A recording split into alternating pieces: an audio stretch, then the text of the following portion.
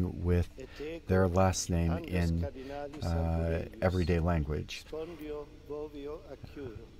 And so those who are watching on the night of the election after the white smoke comes out, there will be lots of people with lists of first names of cardinals in Latin so that they can determine immediately which of the cardinals will have been chosen as the new supreme pontiff.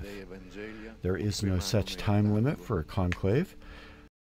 The cardinals are expected to have a vote immediately this evening. Each cardinal writes out the vote on a paper ballot, disguising their handwriting so that we can preserve anonymity as much as possible. And for the election of a new pope, a full 2/3 of the voting cardinals